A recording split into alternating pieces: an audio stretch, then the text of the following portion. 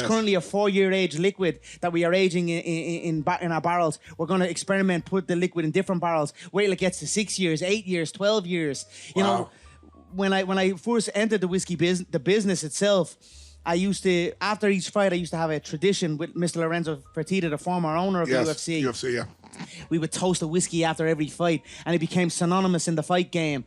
And at that time, I started getting approached by whiskey companies to do adverts and things like that. I was like, no, I'm going to go in onto that field with the shovel myself. Where does that come from that you want your own whiskey company as opposed, like most guys would be happy to do an endorsement? Because like you want control of it. It was instilled in me. It was instilled in me. You know, we are the world champions. I can do this. If they can do it, I can do it. I want to learn about it, study about it, and that's it. I have acreage now where we have crops of barley. Barley is the main ingredient in my proper 12, in my whiskey. Yeah. We take the barley and we bring it down to the distillery in Antrim. Antrim's a lovely area of Ireland, on the island of Ireland. The finest spring water, the beautiful soil. It's a 77-acre plot of land. It's the oldest whiskey distillery on the land. We sourced that. Like, it was a dream to get that distillery and have that distillery create the whiskey, create it there.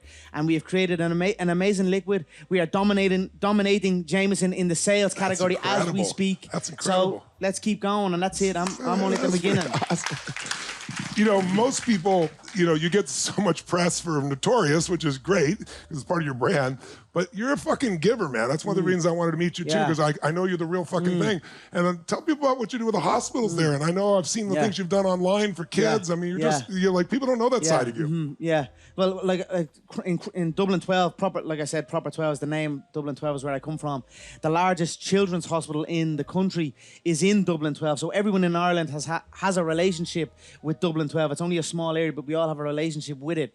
So I have donated to that hospital many times. My son has visited there. I flew to New York for a dinner, and we raised close to $1 million for the hospital as well. Wow. You know, I spoke in front of the awesome, with a crowd. I know you've been helping the homeless there too. Yeah, well, I've helped the homeless charities, of course. I've also donated to the Coombe, which is the maternity hospital where my son and my daughter were born. I donated money there. The treatment they gave me, I was actually inspired by the nurses and the midwives and the work that they put in. I wanted to give back to them. Yeah. And we've done that. Now, currently with my whiskey, we have a program where we're with each case sold in each district it's sold in, we give back $5 off of each case to the first responders in that district. That's awesome. Why'd you pick the first responders? You know, they're the ones that come. They're the ones that need backing. They're the ones that support us. You know, they're the ones that burst into buildings when we need them. When everyone's running out, they're running in. I wanted to give back. I have a history with the children's hospital and with the hospitals. I have seen it firsthand. The firemen. Like imagine sprinting up a stairs and there's flames everywhere. You don't know nothing. What's going to happen? What's through the door? You know, these are heroic people. These are people that go through traumatic things and do it to save us and help us. And I wanted to give back, and you know what better way than with my whiskey and with my donation, and it's been phenomenal. It's been received very well, and it's a great feeling. I'm very happy and proud to do it. Should be. So it's beautiful. Yeah. One of the things I love about you too is like people look at someone who's extraordinary and they assume that it's just like a gift that shows up, and they don't realize some being rewarded in public for the shit they've done in private over and over again. And you have incredible discipline. But I read somewhere, I don't know the exact quote. Yeah, I don't even know where you heard about the homeless things, or even because No, I know. That's one thing I was going to say about you. Is I know you didn't tell anybody. You do your research, good man. But I've said but also what I loved about you is you don't always tell people. Like I know you went to one of the places, and the only reason anybody knows you was there is somebody you knew had their child there. And so I was like, I was touched by that. I was like, shit, you're the biggest promoter in the world. You weren't fucking promoting. You were just there to help. Yeah. And people don't know that about you. Yeah, and I go home now. I'm eager to get home to my island as well, to the island of Ireland. I have many great things planned. I'm going to visit the boxing club in Dublin 12.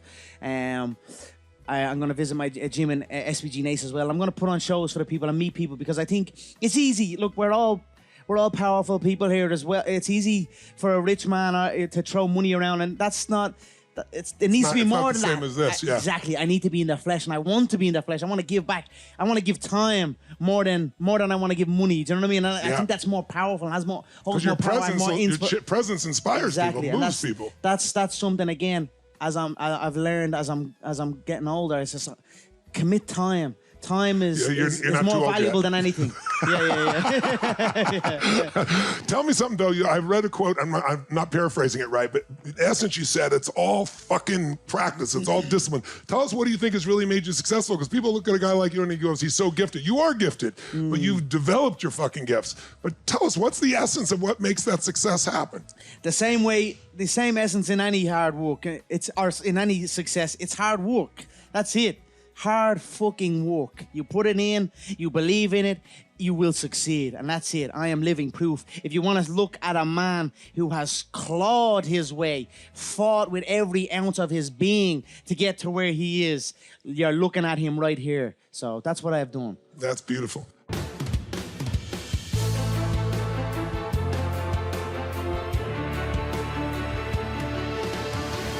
The Tony Robbins Podcast is a collection of interviews and stories and is produced by the Tony Robbins team.